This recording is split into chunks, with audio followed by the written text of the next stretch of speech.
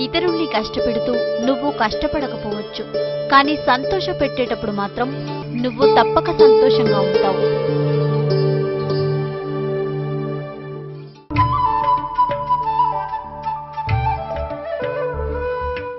రసస్వరూపులైన ప్రేక్షక మహాశైలకు నమస్కారం.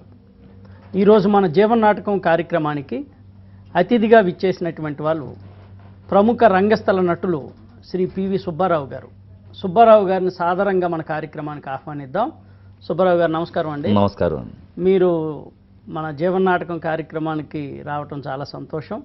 ప్రేక్షకుల తరపున, మా ఛానల్ తరపున మీకు ధన్యవాదాలు. సుబ్బారావు గారు, ఈ రోజున రంగస్థలం మీద మీరు ప్రముఖ నటులు, కళాకారులు. మీకు ఈ నట కళావతంశ అనేటువంటిది ఏ విధంగా అబ్బింది? నేను ఒక మారుమూల గ్రామంలో జన్మించానండి. ఎక్కడ, ఏ జిల్లా, ఏ ఊరు? పశ్చిమ గోదావరి జిల్లా తాడేపల్లిగూడ మండలం అండి. పడాల గ్రామంలో, ఒక కుగ్రామంలో, ఒక రైతు కుటుంబంలో జన్మించానండి. మా మదరు ఫార్చునేట్గా, మా ఫాదరు అగ్రికల్చర్గా ఒక వ్యవసాయదారుడు. మా మదర్ మాత్రం ఆ రోజుల్లో బ్రిటిష్ వాళ్ళ కాలంలో సెంట్రల్ ఎక్సైజ్ సర్కిల్ ఇన్స్పెక్టర్ గారి కూతురు. ఆవిడ సంగీతంలో చాలా ఆవిడకి ప్రాముఖ్యం ఉండే, బాగా పాడేవారండి.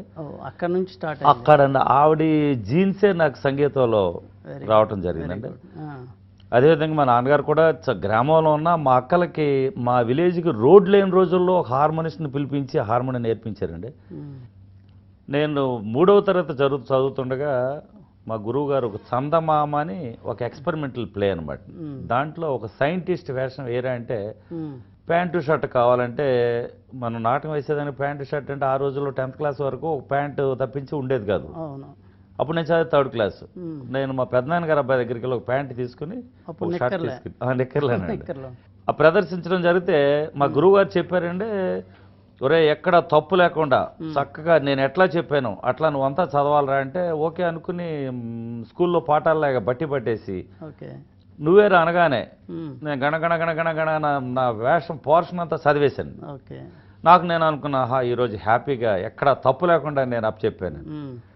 మన్నాడు స్కూల్కి వెళ్ళిన తర్వాత టీచరు, ఒరే వెధవిటి రారా అని చెప్పి నన్ను బాగా కొట్టాడు. నువ్వు అట్లా చేసావంటరా, నువ్వు తప్పు చేసావని. నేను భలే మదనపడ్డానండి. ఏంటబ్బా, నేను ఒక్క తప్పు కూడా చెప్పలేదు, టీచర్ ఎందుకు కొట్టాడు నన్ను అని చెప్పి.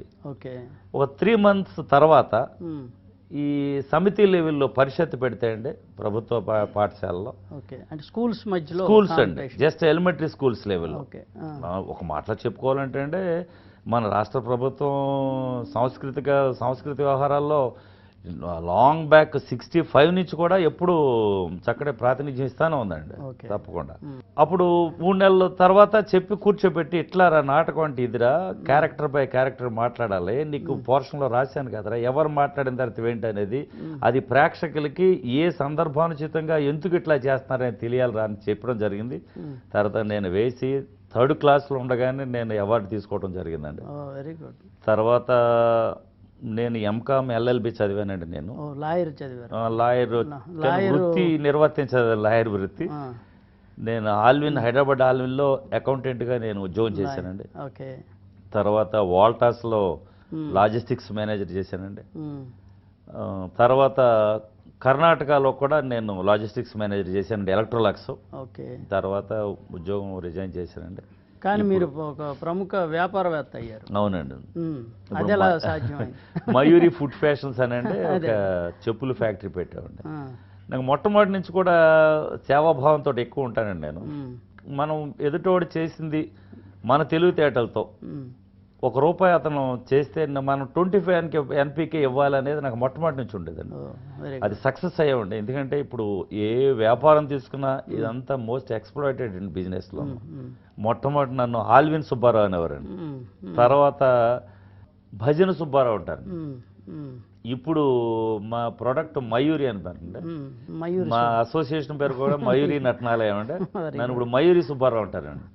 ఇట్లా భజన సుబ్బారావు అని కానీ మయూరి సుబ్బారావు, ఆల్విన్ సుబ్బారావు. ఆల్విన్లో కూడా ఏంటంటే మొట్టమొదట 1980లో ఆల్విన్లో శ్రీ గోపాలరాజు గారు అనండి, మహానుభావుడు అండి. హైదరాబాద్లో పౌరాణిక నాటకాలకి పితామహుడు అండి ఆయన. ఆయన కూడా ఆల్విన్లో జనరల్ మేనేజర్ పర్సనల్ చేశారండి. ఆయన ఇంటి దగ్గర మొత్తం భోజన సదుపాయాలు ఏర్పాటు చేసి ఆర్టిస్టులు అందరిని తీసుకొచ్చి గురువు గారిని తీసుకొచ్చి ఇప్పుడు కూడా ఉన్నారండి. విద్వాన్ వైరామచంద్రరావు గారు ఆ రోజుల్లో మాకు మొట్టమొదటి గురువు అండి ఆయన. గోపాలరాజు గారు వారిని తీసుకొచ్చి నాటకాలు వాళ్ళని నేర్పించడం, గురువుకి కొంత ఉపాధి కలిగించడం, పిల్లలందరితోటి ఇట్లా చేయించటం. వారు చేసినప్పుడు నాకు ఆల్విన్లో వారి ద్వారా పరిచయం అవటం. పరిచయం అయిన తర్వాత వారితోటే మొట్టమొదటిసారిగా మా గురువు గారు కృష్ణుడు, నేను కర్ణుడేసి 1980లో మా కర్మాగారంలో కర్ణ సంవాదం ఒక సీన్ చేయటం జరిగిందండి.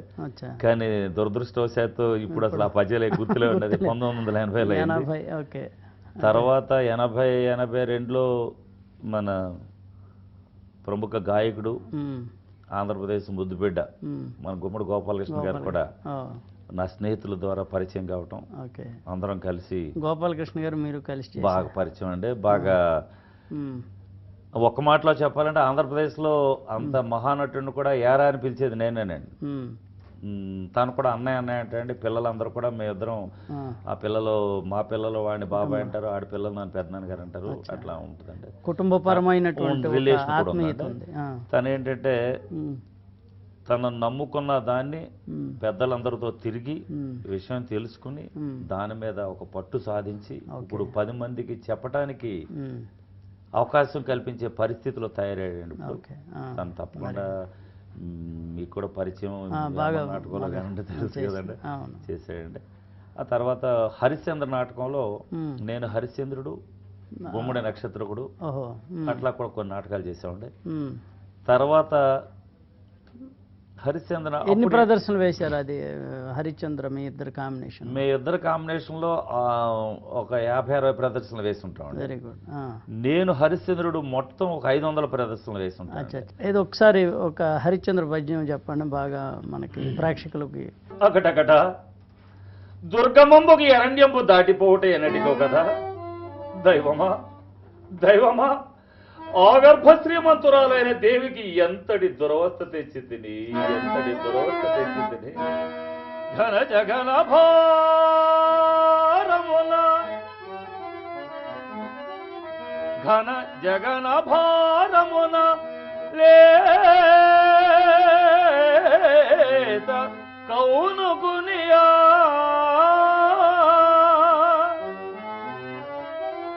తీవ్ర చండోతపమున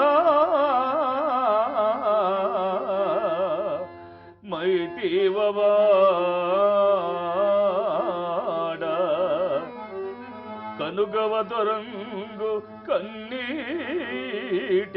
కాల్వతోడా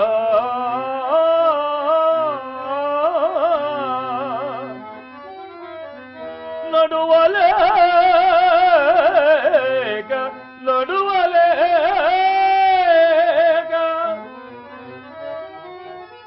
నడచు చూడే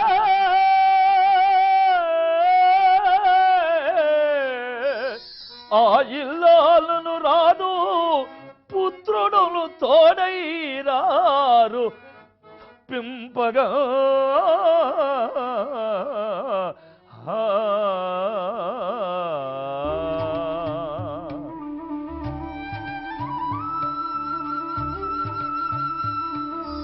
ఆ అనుభూతి భయంకరంగా ఉంటుందండి. దాన్ని నటుడుగా వాడు అనుభవించాలి, దాన్ని ప్రజలకు పంచిపెట్టాలి.